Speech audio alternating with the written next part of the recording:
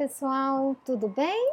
Vamos continuar a nossa aula de Direito Empresarial 3.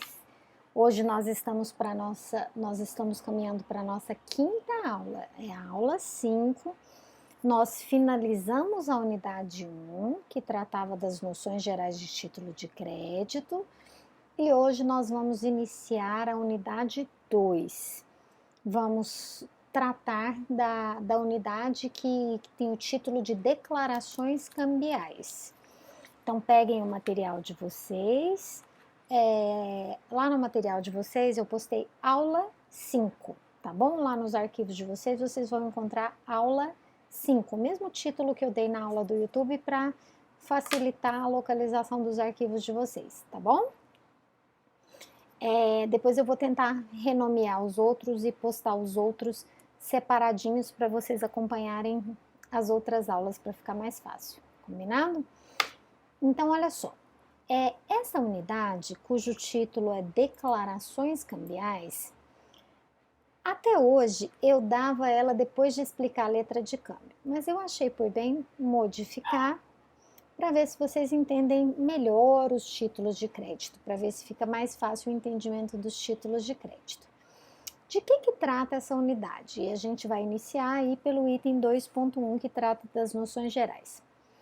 Quando eu emito um título de crédito, quem emite o título de crédito é o devedor. Ele cria esse título de crédito e entrega esse título de crédito para o credor.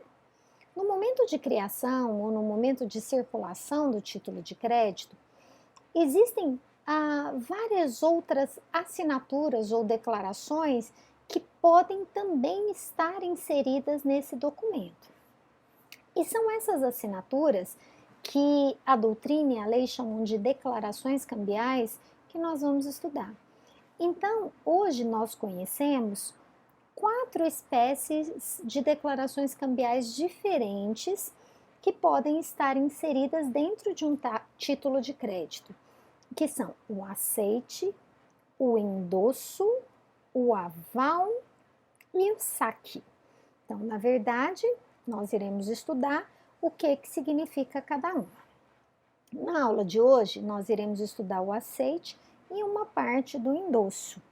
E assim sucessivamente vamos estudando as outras nas próximas aulas. E quando a gente for ver o título de crédito em específico, a gente vai voltar nessas declarações cambiais aí específicas, combinado? Então, o que seria o aceite? Na verdade, é uma explicação muito rápida do que seria cada um, para depois a gente passar para o instituto em espécie. Aceite, gente, seria uma assinatura do título de outra pessoa, e quando essa pessoa aceita, pode ser o próprio devedor ou um terceiro, e quando essa pessoa assina junto, ela assume a obrigação de pagamento do título. Ela se torna a devedora principal do título. Então, o aceite é isso. Quem assina, quem aceita, está se responsabilizando pelo pagamento do título. O que é endosso em uma palavrinha? É transferência do título. Quem endossa o título, transfere o título para outra pessoa. O que é aval? Aval é garantia. Quem avaliza o título, garante o pagamento do título. E a última declaração cambial é o saque. O que é saque, gente? O que significa sacar um título de crédito? Significa criar um título de crédito. Quem saca um título emite aquele título, é uma declaração originária, que só é possível, né, sacar o título no momento que eu crio aquele título de crédito. Pois bem, então antes da gente começar pelo aceite, a gente tem que definir, tendo em vista que a gente não começou o estudo dos títulos de crédito em espécie, a gente vai ter que definir quem são as partes de um título de crédito. Eu disse para vocês, quando a gente estava vendo aquela aula geral, lá no início, que existem títulos de crédito que tem 2 pessoas que participam do título e que tem títulos de crédito que participam de 3 pessoas. Quem são essas 3 pessoas ou 2 que podem fazer parte de um título de crédito? Sacador. Sacador é a pessoa que saca o título, que emite o título. Quem é que emite um título de crédito? O devedor. Vamos pensar num título bem conhecido aí, que é o cheque. Se eu estou devendo, se eu vou comprar uma coisa, quem é que vai assinar o cheque, preencher o cheque? Sou eu, o devedor. Então, eu sou o sacador do cheque, certo? Vamos pensar nesse exemplo de compra e venda aqui do cheque para ficar mais fácil. Sacado. Quem é o sacado do título de crédito? Nos títulos em que existem 3 pessoas, o sacador dá uma ordem para o sacado pagar. Quem seria o sacado no caso do cheque? O banco. Eu, devedora, dou uma ordem para o sacado, que é o banco, pagar aquele título de crédito. Para quem? Para o credor, que é chamado pela lei de tomador ou beneficiário. Então, o credor, aquele que recebe o crédito contido no título de crédito, é chamado pela lei de tomador ou beneficiário do título de crédito. Então, gente, os títulos de créditos que têm 3 pessoas, né, formados por 3 pessoas, não são todos que tem 3 pessoas participando, tem a figura do sacador, do sacado e do tomador ou beneficiário. E se for um título de 2 pessoas, como por exemplo a nota promissória? A nota promissória só tem 2, quem emite e quem recebe. Quem é que emite? O sacador. Né? O sacador aqui não tem sacado, na verdade. Né? Eu me lembro que alguém me perguntou numa aula, sacador e sacado são a mesma pessoa? A gente pode dizer que sim, mas na verdade não tem sacado, porque só tem quem emite o cheque. Quem emite o título de crédito, né? E quem recebe, que é o tomador ou beneficiário. Então, lembrem-se disso para não confundir. Tem títulos, como a letra de câmbio e a duplicata, que tem 3 pessoas participando da relação, né? Sacador, sacado, tomador ou beneficiário. E tem títulos como, por exemplo, a nota promissória, né? Que vão existir apenas 2 pessoas na relação, que vão ser o sacado e o tomador ou beneficiário. Bom, visto isso, a gente já pode passar para o estudo da primeira declaração cambial, que será o aceite. O que é o aceite? Eu disse para vocês que o aceite é uma declaração cambial que, uma vez inserida no título, quem aceitar o título assume a obrigação de pagamento. E quem é que faz isso em um título de crédito? É o sacado. Sacador é quem emite. Ele dá uma ordem para o sacado pagar o credor. Então, o sacado é quem recebe a ordem para efetivar o pagamento. E detalhe, quando ele recebe esta ordem, ele tem que aceitar. Porque se ele não aceitar, ele não vai pagar. E esse aceite, gente, não é obrigatório, ele é facultativo. Uma vez que ele aceite pagar aquele crédito que está configurado ali, a responsabilidade passa a ser dele. O devedor principal do título passa a ser ele. Então, veja bem qual é a importância dessa declaração cambial chamada aceite. Então, a partir do momento que o sacado aceita, assina, ele se compromete a pagar aquele crédito que está consignado naquele título. E ele se torna o devedor principal daquele título. A partir de agora, é ele que tem que pagar e não mais aquele que emitiu o título de crédito. Então, o que a doutrina costuma dizer que é o aceite? É um comprometimento puro e simples e irretratável do sacado de pagar aquele valor constante do título, tá? Então, a partir do momento que eu aceito, não tem jeito de voltar atrás. A partir de agora, eu me tornei o devedor principal e sou eu que tenho que pagar o título de crédito. Mas veja bem, gente, essa declaração, ela é sucessiva e acessória. Por quê? Porque não precisa. Se a pessoa que receber, né? Olha, tá aqui para você dar o aceite. Você aceita? Não. Ela não aceitar, a relação volta para aquele devedor original. É ele que tem que pagar, tá bom? Então, é uma declaração acessória, porque ela não é essencial. O título continua a existir mesmo sem o aceite. Bom, gente, como é que deve ser dado o aceite? Como é que essa pessoa vai se tornar responsável pelo pagamento desse título? Ela vai dar a declaração no próprio título de crédito, ela vai escrever aceito, né? Geralmente, né, nesses formulários prontos já tem escrito aceite, né? E aí vai preencher com os dados do sacado e assinar. O sacado vai preencher com o CPF dele, o nome completo e assinar. A partir do momento que ele assinou, repito, ele se torna o devedor principal desse título de crédito. Bom, onde que deve ser dado esse aceite? Na frente do título. E detalhe, a frente do título é chamado pela lei de anverso. Então, o aceite é dado no anverso do título de crédito, tá? E é um ato privativo do sacado, gente. Só o sacado pode aceitar a ordem de pagamento. Sacador não pode, endossante não pode, tomador não pode. Tem que ser o sacado. Bom, gente, então, uma coisa fica disso que nós falamos. Antes do aceite pelo sacado, não existe obrigação cambial nenhuma dele.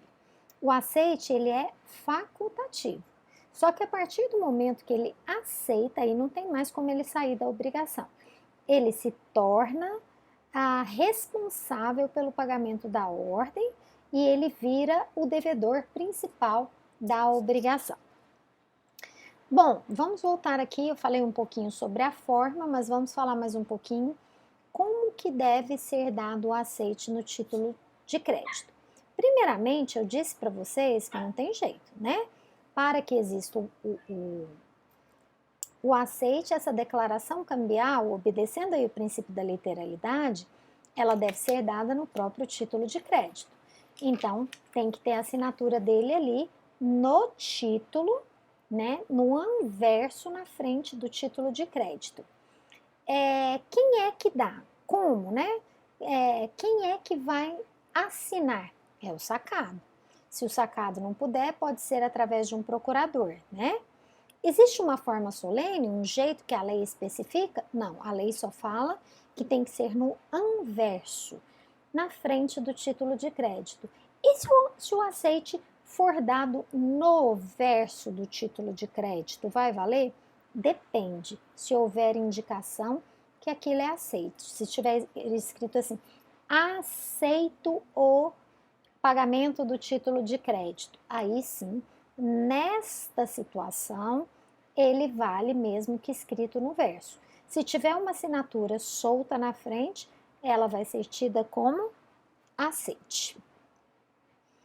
Bom, então como eu disse para vocês, gente, essa necessidade dessa declaração cambial é uma obediência ao princípio da literalidade, ou seja, qualquer tipo de declaração referente ao pagamento do título de crédito deve ser mencionada no próprio documento, tá? E aí existe uma discussão doutrinária que existem aceites que são dados fora do título de crédito, né? Às vezes um papel, um contrato, algum documento em que fala, olha, eu me responsabilizo pelo pagamento dessa ordem de pagamento, alguma coisa nesse sentido. A doutrina não é unânime.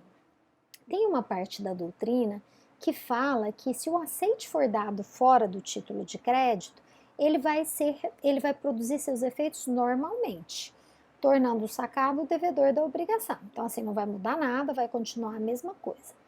Já tem outra parte da doutrina que fala que o aceite, quando ele é dado fora do título, ele não vai produzir os efeitos cambiários ou cambiais que ele pretende produzir, né? Então ele vai valer como um reconhecimento de dívida, por exemplo, mas ele não vai ter a mesma força que se ele tivesse dado no título, porque isso desnatura o título de crédito, faz com que o título de crédito perca as suas características. Então, basicamente, é isso que é o aceite. É uma assinatura que é dada na frente ou no anverso do título de crédito, e a partir do momento que o sacado dá essa assinatura na frente ou no anverso do título de crédito, ele se torna o devedor principal do título. Em consequência, o sacador ele se torna o devedor secundário, ele se torna co-devedor do título. Ele só vai ser chamado ao pagamento caso o devedor principal, que é o sacado, não efetue o pagamento do título de crédito.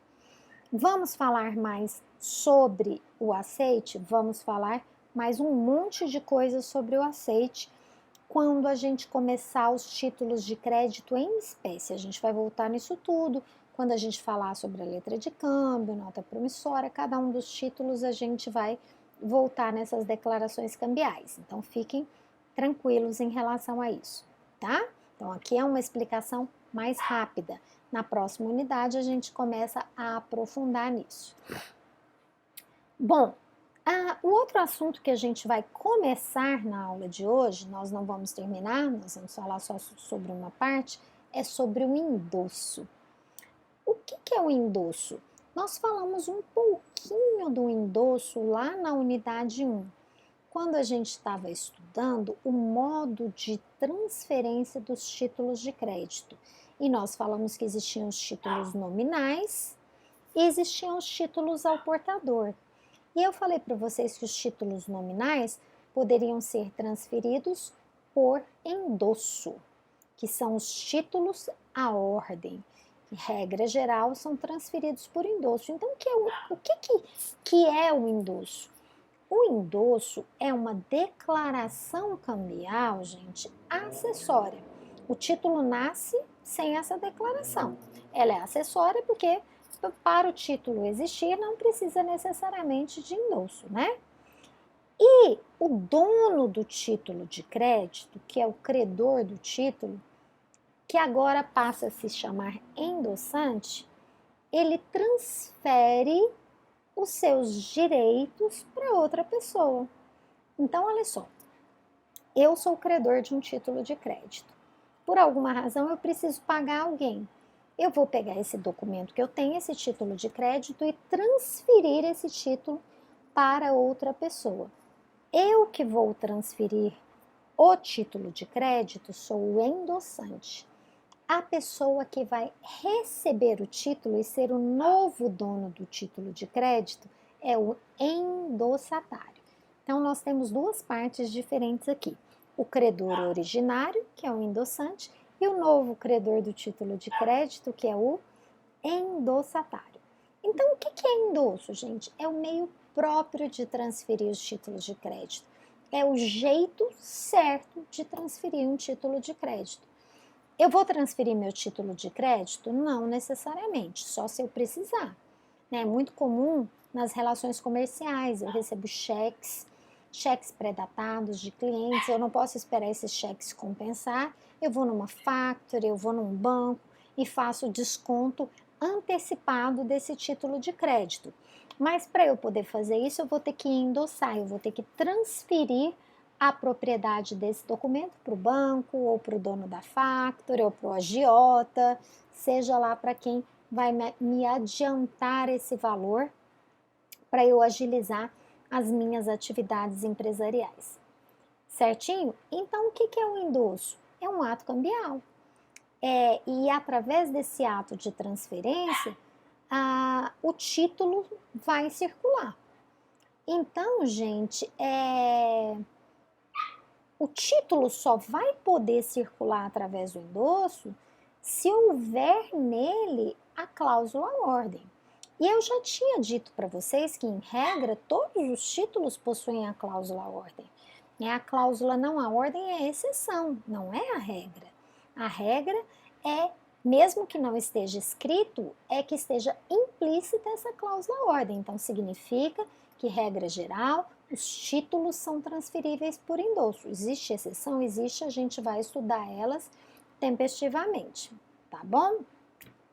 Quando é que eu não vou poder transferir o título por endosso? Quando estiver escrito no título, não à ordem. Está escrito lá, não à ordem, significa que eu não posso transferir o título através do endosso. Ele ainda, o documento, o crédito ainda vai poder ser transferido, mas ele não vai ser transferido através desse modo de transferência que é próprio dos títulos de crédito, que é chamado de endosso. Ele vai transferir por outro modo, que é pela cessão civil de crédito, que a gente já vai falar nela agorinha, tá? Bom, então o endosso, quando eu assino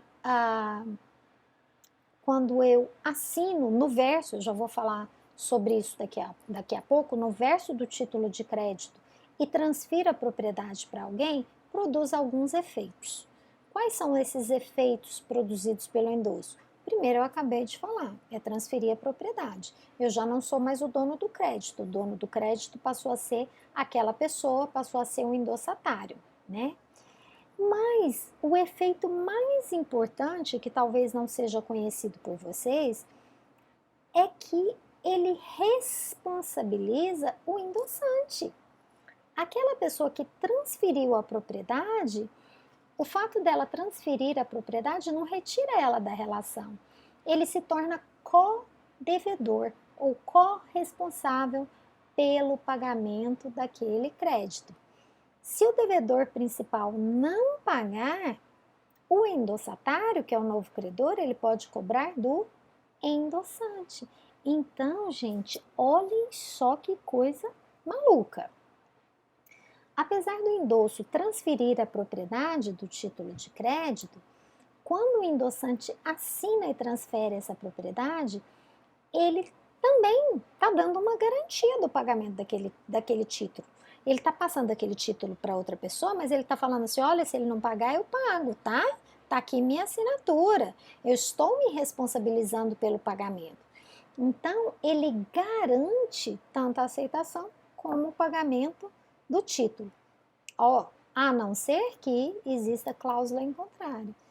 E que cláusula em contrário seria essa? Não garantia. Eu coloco lá que não é endossável, eu não garanto o pagamento, não transferível, por exemplo, né? Se houver aí cláusula sem garantia, eu transfiro, mas eu não garanto o pagamento. Consequências da vida prática. Imagina eu transferindo um título, eu sou dona de uma loja, de um comércio, vou lá na Factory descontar o cheque porque eu não tenho dinheiro, preciso do adiantamento daquele crédito. E aí, o dono da Factory, na hora de pegar o cheque, está escrito assim, sem garantia, né? Aí ele vai falar assim, mas você não garante o pagamento? Não. Você acha que ele vai pegar aqueles cheques? De jeito nenhum. Então, na verdade, na prática comercial, muitas vezes, né, as pessoas nem sabem que essa cláusula existe, desconhecem ou passaram a não utilizá-la, porque isso dificulta as relações comerciais, né? Que tipo de empresário ou de banco vai querer aceitar esse título de crédito se eu não me corresponsabilizar pelo pagamento?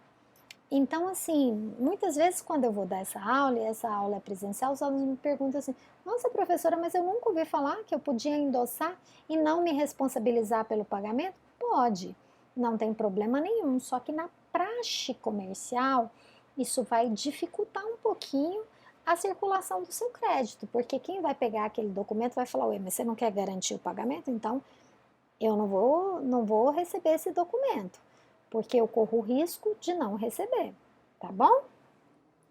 Então, gente, todas as vezes que eu quiser endossar, mas não quiser me responsabilizar pelo pagamento, eu tenho que colocar expressa essa cláusula sem garantia.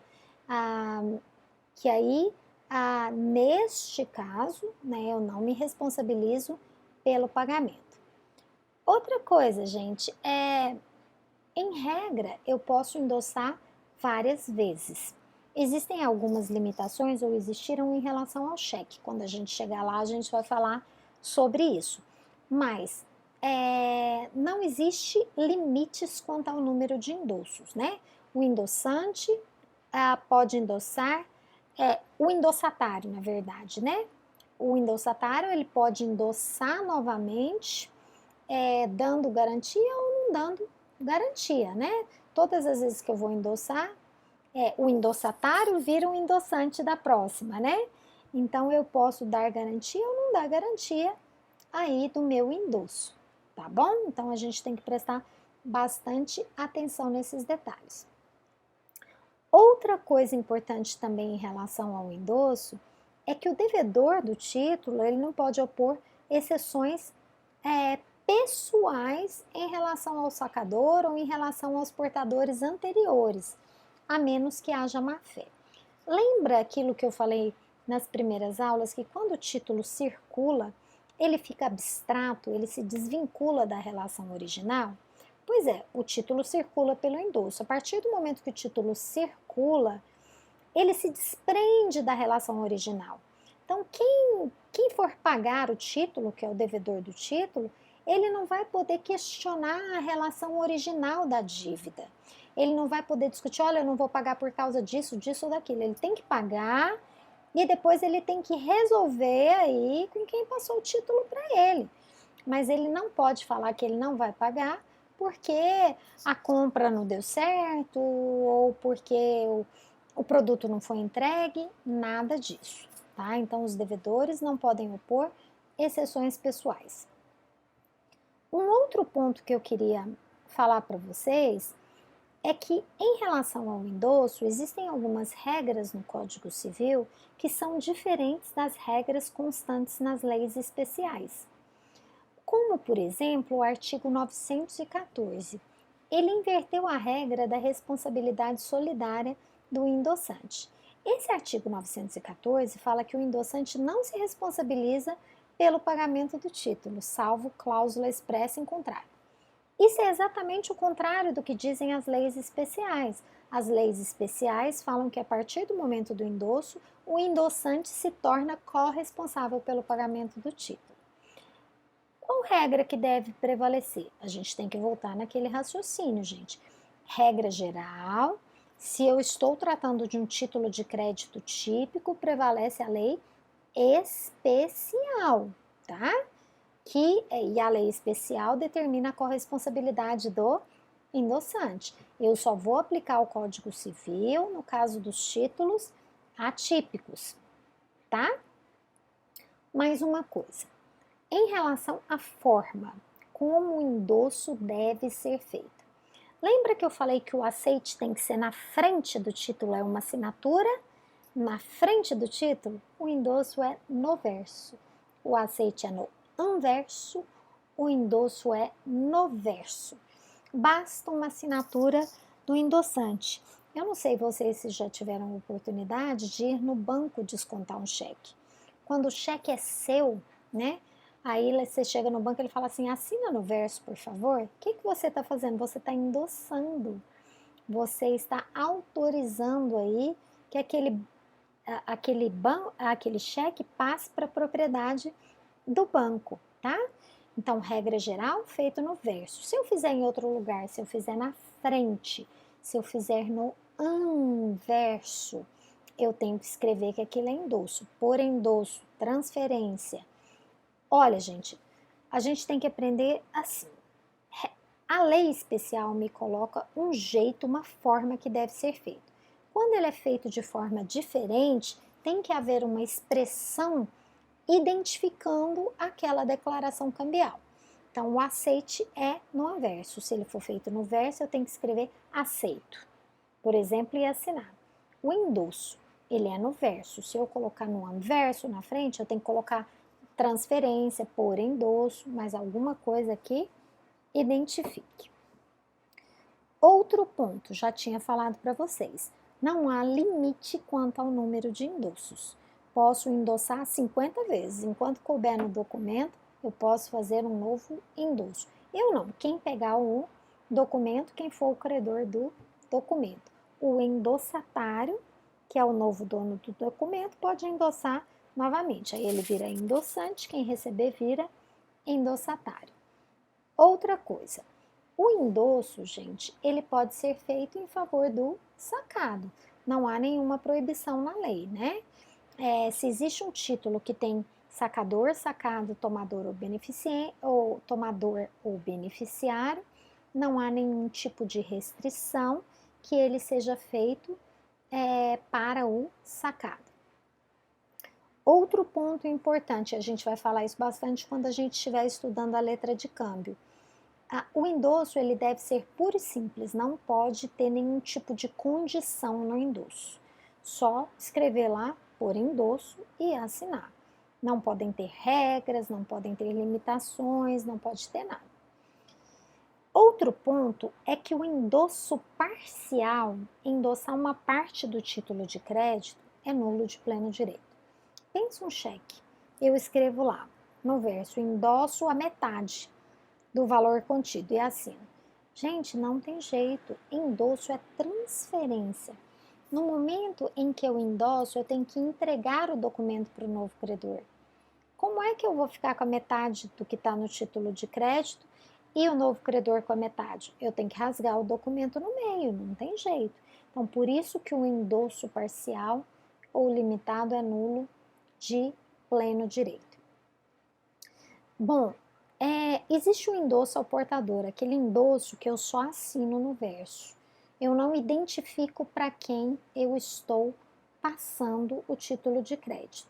Se eu fizer esse endosso ao portador, ele significa endosso em branco. A gente vai ver isso na próxima aula.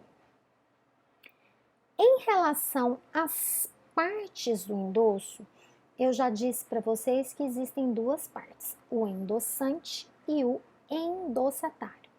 Endossante é o credor que está transferindo o título para um novo credor. E o endossante vira co-devedor ou co-obrigado ao pagamento daquele título. Endossatário é quem recebe o título de crédito, é o novo credor do título de crédito. E, bom, eu queria falar também para vocês sobre a cessão civil de crédito. Bom, na verdade, gente, olha só, eu disse a vocês que, regra geral, os títulos de crédito, eles são transferidos através do endosso, uma vez que a cláusula à ordem é implícita nos títulos de crédito. Mas eu posso inserir no título a chamada cláusula não à ordem. O que significa dizer? A cláusula não à ordem, quando inserida num título de crédito, quer dizer que aquele documento, aquele título não pode ser transferido por endosso. Então, ela impede a circulação do crédito através do endosso. Mas não impede que o crédito circule, o crédito ainda vai poder ser transferido, mas não o título. Por quê? Porque se eu transferir o título, se eu assinar ali, o título vai perder suas características, ele vai perder a sua autonomia, ele vai deixar de ser um título de crédito com aquelas características cambiais próprias. Então vamos lá, tem a cláusula não à ordem, e eu ainda assim vou lá e assino e transfiro para outra pessoa. Posso fazer isso? Pode, mas você não está transferindo a propriedade daquele título por endosso. Você vai estar transferindo o crédito e não o título de crédito através da cessão de crédito, que é regida pelo Código Civil. Então, olha o imbróglio que nós nos metemos.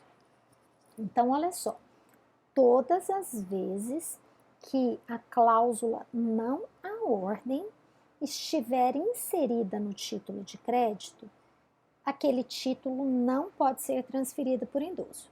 Se ainda assim eu assinar naquele título, né, pretendendo que ele seja endossado, aquele endosso não vai surtir os efeitos de um endosso. Ele vai produzir os efeitos de uma cessão de crédito. Então é isso que a gente vai estudar agora, quais são as diferenças da cessão de crédito e do endosso. Mas vão existir, gente, duas situações na lei em que o endosso pode produzir efeitos de cessão de crédito. No caso do endosso póstumo ou tardia, que é um endosso que eu vou dar depois da data de vencimento do título, a gente vai tratar dele na próxima aula, e no caso, né, da inserção da cláusula não à ordem, que foi esse caso que eu acabei de explicar para vocês. Então vamos agora às diferenças do endosso e da cessão de crédito, cessão civil de crédito, que vocês estudaram lá no Civil 2. Bom, os dois são modos de transferência, só que o endosso eu transfiro a propriedade do título de crédito. Ele é submetido ao regime jurídico cambial. Quando é uma cessão civil de crédito, o regime adotado é o de... Desculpa, gente. O regime adotado, gente, é o de direito civil. Então, um é um regime de direito empresarial, o outro é um regime de direito civil. O endosso, gente, é um ato unilateral e ele é realizado no próprio título. Eu assino no verso do título de crédito e só depende da vontade do endossante. Já a cessão civil de crédito, gente, é um negócio bilateral, eu tenho que fazer um contrato, né, um instrumento de cessão civil de crédito. E ele é formalizado através do contrato, então é um negócio bilateral, depende da vontade de ambas as partes, do cedente, de quem está cedendo e de quem está recebendo, do cessionário, né? No endosso, gente, a responsabilidade do endossante. Quem endossa se torna co-devedor do título. Então, ele se torna também responsável pelo pagamento. Lá na cessão civil de crédito, o cedente se livra da dívida, ele não assume responsabilidade pelo adimplemento da obrigação, tá? Então, assim, olha como o endosso é mais perigoso, né? Eu me torno corresponsável. Lá na cessão, não. O endosso, gente, ele transfere o crédito sem nenhum vício. Eu não posso discutir as relações pessoais, a obrigação original. Aqui no endosso, a partir do momento que eu fiz, não, eu tenho certeza, a partir da circulação, que o devedor não vai poder alegar aí algum tipo de vício no produto, coisas desse tipo. Lá na seção civil de crédito é o contrário. O devedor, ele pode opor sim exceções pessoais que ele tinha contra o cedente. Ele pode falar, olha, eu não vou pagar porque eu não recebi a mercadoria. O produto estava com defeito. Então, isso pode ser discutido aqui na seção. No endosso, não. E a última diferença que eu queria colocar para vocês é que o endosso, gente, ele independe de qualquer tipo de comunicação para o devedor. Eu endosso, não preciso falar nada para o devedor. O título circulou, vai circular independente da vontade do devedor. A cessão civil de créditos, ela só produz efeitos quando o devedor for notificado, né? Então, existem algumas situações, aliás, em todos os casos, eu vou ter que fazer uma cartinha informando, olha, informo que esse crédito foi cedido à pessoa fulana de tal, mas tem que haver essa notificação aí ao devedor. Então é isso, gente, é isso que eu queria passar para vocês na aula de hoje. Na próxima aula a gente vai continuar falando do endosso, vamos falar das modalidades do endosso e aí a gente vai passar para o aval, tá? Mas era isso na aula de hoje. Então, prestem bastante atenção nessas declarações cambiais, aceite, endosso e na aula que vem a gente continua aí vendo um pouquinho mais sobre o endosso, quais são as modalidades de endosso. Tá bom? Então, um grande beijo para vocês, fiquem todos com Deus.